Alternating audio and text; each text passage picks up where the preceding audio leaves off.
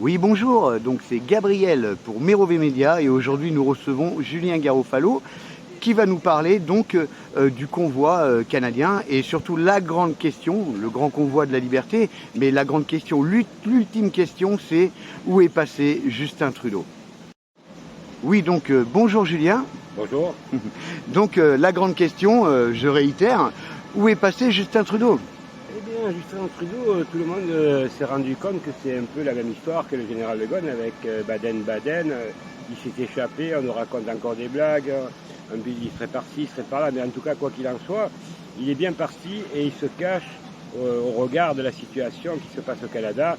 Et je voudrais remercier tous les Canadiens qui ont fait preuve de courage et il faudrait qu'en France, ça soit de la même façon, qu'on bloque Paris, qui est c'est le centre, comment dire, où il décide toutes les décisions, où il y a la franc-maçonnerie, bien entendu, qui prend des décisions contre le peuple français. D'accord. Alors donc, pour ainsi dire, il y a des rumeurs qui disent que Justin Trudeau se serait, comment dire, enfui en Allemagne. Voilà, il aurait été expatrié en Allemagne. D'autres rumeurs qui disent qu'avec avec sa famille, il aurait été expatrié donc dans un bunker, toujours au Canada. Donc on ne sait pas, on nous balade, nous ne sommes jamais dans la vérité, c'est toujours la confusion totale. Et que pensez-vous aujourd'hui du grand convoi de la liberté au Canada?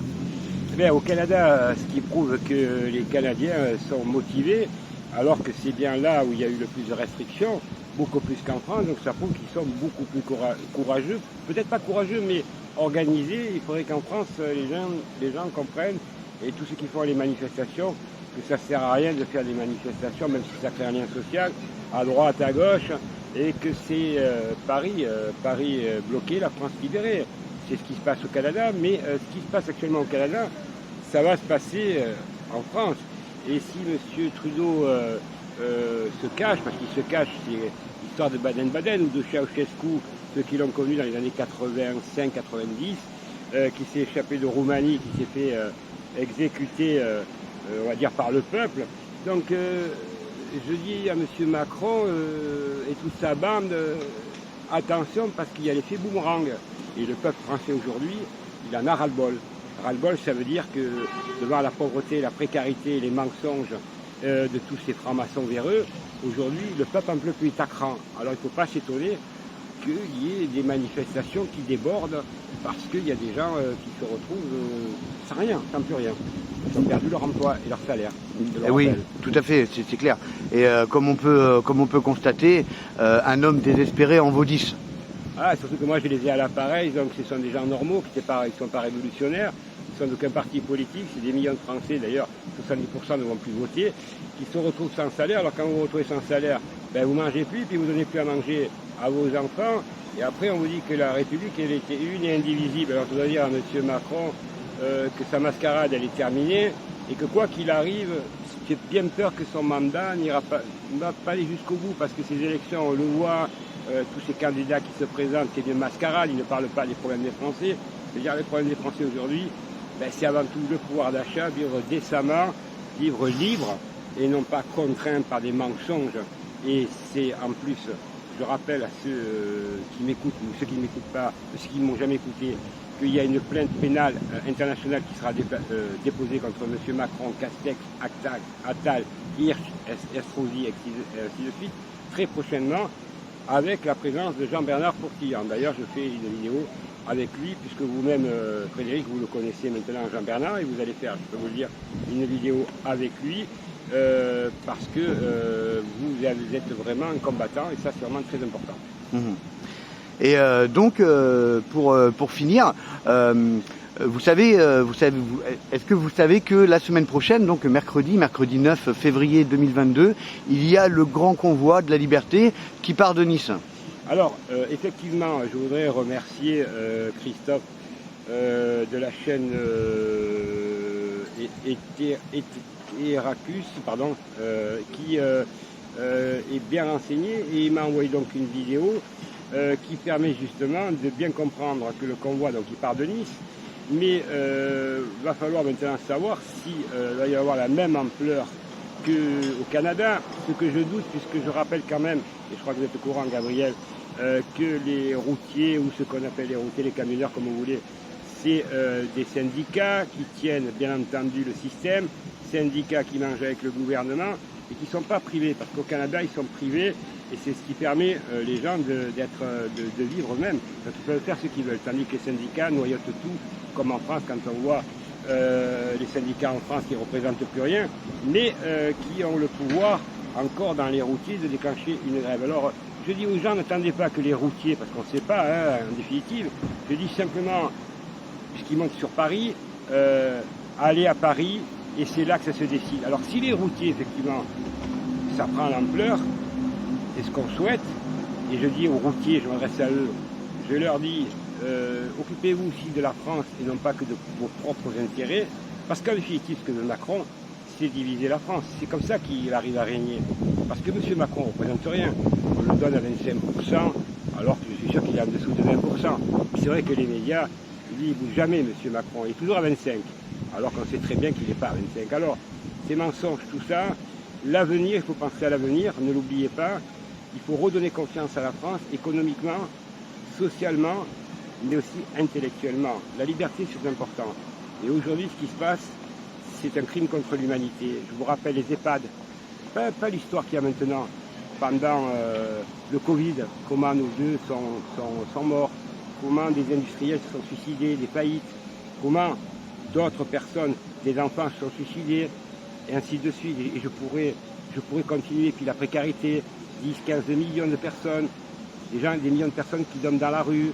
Et puis ces gens-là vous disent en plus qu'ils vous enlèvent la sécurité sociale. M. Hirsch, qui était quand même, je le rappelle quand même, avec l'abbé Pierre. Et l'abbé Pierre doit se retourner dans sa tombe. Voilà, ces gens-là, il faut qu'ils aient des comptes à rendre.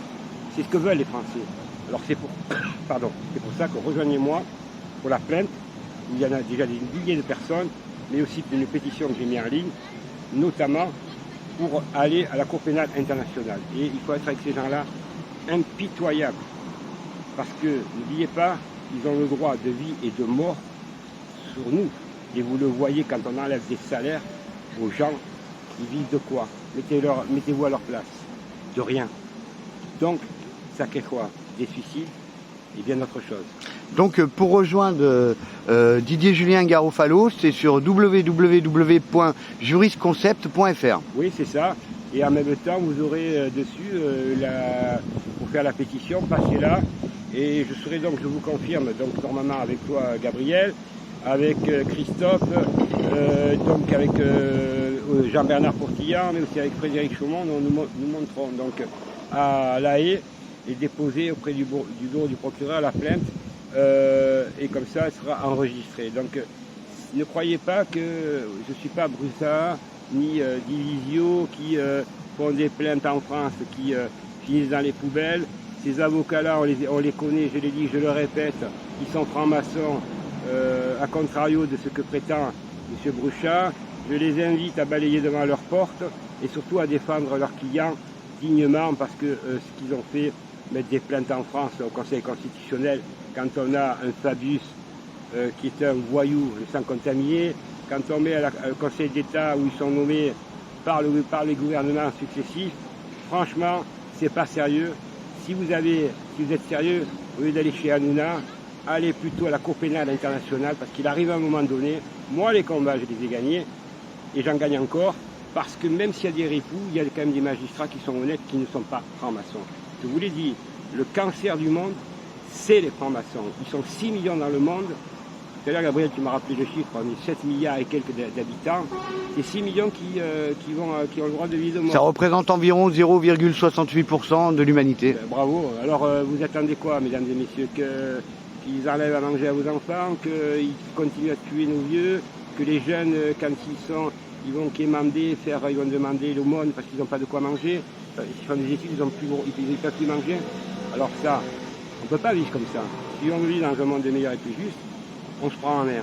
Et les routiers, s'ils font cette fameuse montée à Paris, ils prennent exemple sur le Canada, ça peut effectivement aller très très vite.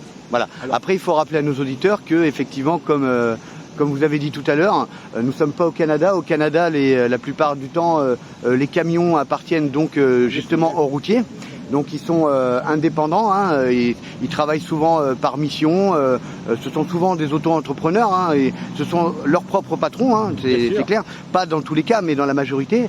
Et nous, en France, c'est l'inverse, c'est-à-dire le camion n'appartient pas forcément au routier, et donc si jamais ce routier prend l'initiative de prendre le camion de son patron pour faire un blocage, à la clé, il peut y avoir un licenciement, sauf s'il est protégé par l'appel des syndicats. Mais les syndicats travaillent effectivement à l'heure d'aujourd'hui pour le gouvernement. Quand vous voyez la tête des syndicats qu'il y a, le gros moustachu et l'autre, je ne me rappelle plus son nom tellement qu'ils sont insignifiants, c'est là qu'il y a la crise et il y a les syndicats, ils ne descendent pas dans la rue pour défendre le pouvoir d'achat. Donc posez-vous la question, alors déjà qu'ils sont pas puissants, ils n'ont plus rien, c'est quelques guignols. Aujourd'hui, à part nous faire des émissions chez Hanouna, le reste c'est quoi? Vous n'avez plus rien à manger dans votre assiette, vous attendez quoi? Aujourd'hui, j'étais tout à l'heure à Toulon, les gens m'ont reconnu ce matin dans Toulon, je voulais remercier les Toulonnaises et les Toulonnais parce qu'ils vont de plus en plus sur nos chaînes. Et je voudrais leur dire que moi je vais jusqu'au bout, peur de rien. Les gens qui sont avec moi vont jusqu'au bout. Toi Gabriel, Christophe, Frédéric, Jean-Bernard et puis bien d'autres qui se rapprochent avec nous trop tard, Crève-Cœur, je pourrais en citer d'autres, Jim Leveilleur, Mendy, ça c'est des courageux. Le reste, c'est que du pipeau. Alors aujourd'hui nous sommes au bord de la fin d'une civilisation si nous ne bougeons pas. C'est à nous, sans haine, légalement, à dégager tous ces criminels. Le mot, ce sont des criminels. Comment on peut respecter des gens quand on les a fait mourir dans les EHPAD, soi-disant, je ne vais pas prononcer le mot parce que sinon je vais me faire cracher par YouTube, comment peut-on dormir tranquille? Et ces gens-là vous donnent des leçons de morale. Comme nous, il faut mettre le masque 135 €. Mais eux, que des vieux meurent comme des chiens, qu'ils soient maltraités, et ainsi de suite, il n'y a pas que ça, si avec ça encore.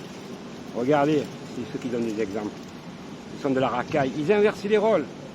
Eux, c'est les innocents, et nous, le peuple, on est les méchants. Et oui, ça a toujours marché comme ça. Et surtout qu'ils rendent vraiment fous tous les citoyens depuis maintenant presque 2 ans. Alors oui, maintenant, vous voyez bien que dans tous les pays du monde, les restrictions sont enlevées. Elles sont enlevées, effectivement. Et alors, posez-vous les questions, pourquoi elles sont encore en France? Et comme ça, quelques semaines avant les élections, M. Macron va nous dire « j'enlève les restrictions ». Comme ça, il vous dira lors d'un débat télévisé que c'est grâce à lui qu'il n'a pas pu faire autre chose, comme ça on enlève son bilan. Regardez le bilan qu'il a fait. Puis arrêtez de vous plaindre, mesdames et messieurs. Les 70%, il faut s'inscrire, parce que c'est jusqu'au mois de mars. Vous allez, allez vous inscrire, dites pas les élections, c'est truqué. Parce que si on part comme ça, on ne gagne jamais. Moi, quand j'ai gagné les combats, j'avais les magistrats. Alors je dois vous poser la question, ils sont tous voyous, puisqu'il y a beaucoup de francs-maçons. Mais ils ne sont pas tous voyous. Alors c'est à nous prendre en main. Et puis c'est à vous d'aller voter aussi pour les députés. Parce que là, il n'y aura pas les 500 parrainages. Et là, on peut basculer. C'est ça la stratégie. Alors je m'adresse à tous les youtubeurs, à toutes ces femmes, ces hommes qui se battent, qui en ont marre. Parce que là, il n'y a pas de politique. Je suis ni de droite ni de gauche. Moi, je suis objectif. Je vois dans la rue les gens qui n'ont pas d'argent, les personnes âgées qui ont des petites retraites, qui n'arrivent même plus le 15 du mois à avoir un truc dans l'assiette. Ils ont travaillé toute leur vie. Les jeunes qui sont obligés de faire les poubelles, les gens qui dorment dans la rue. Monsieur Macron nous avait dit, grand plan, il n'y aura plus personne qui dort dans la rue. Oui, ben, il y en a pas qui ont. Celui-là, il n'a jamais rien fait. Mais en plus, il y en a des millions qui traînent encore dans les rues. Oui, et puis si on parle du bilan justement d'Emmanuel Macron, c'est des mains arrachées, des gens éborgnés, oui. Du chômage, de l'inflation, oui, comment dire, on peut en citer plein comme ça. Je veux dire, une économie qui est complètement à plat, la vente de nos biens. Mais regardez dans les médias, les BFM, tous les journalistes sont francs-maçons, c'est ça que je voulais vous dire, tous les noms, hein. Que vous allez sur CNews, machin, j'ai la liste, donc des 160 000. C'est le club des 500, c'est ça, hein? Des 600. 600, pardon. Alors 600, voilà. Et là vous avez le club des 600, et là vous avez Poivre d'Arvor, Bachem, Duhamel, vous avez Proutot, l'ancien du GIGN, mis en examen, condamné, mais passé à la télévision, celui-là qui est sur CNews aussi, qui était, je crois à un moment donné, Dacier, président de l'OM, mis en examen, l'autre mis en examen, et ils parlent sur les plateaux, ils sont tous francs-maçons. Et puis encore, ils donnent des leçons de morale. Alors effectivement, aujourd'hui, la presse, on le sait, elle est imprégnée de francs-maçons. C'est ça la vérité. C'est ça qui leur fait peur, parce que je les fais trembler, parce que je mets tout. Et je mets, comme je l'ai dit, et j'ai remis en ligne sur ma page VK, les documents, les 30 000 pages sur les francs-maçons. Ça fait trembler tout le monde. Et là, vous pouvez sur le fichier, les gros fichiers, les prendre, parce que j'ai dû les mettre sur mes cas, parce que je ne peux même plus les envoyer un email, parce que même un email, ils me contrôlent. Vous comprenez? Ils m'ont même enlevé des boîtes email. Je n'ai jamais eu, tellement que ça leur fait peur. Ça veut dire qu'ils sont puissants. On est compte pour empêcher quelqu'un d'envoyer des emails. Écoutez, on va faire un appel là-dessus, donc vous pouvez rejoindre Julien Garofalo sur sa chaîne VK.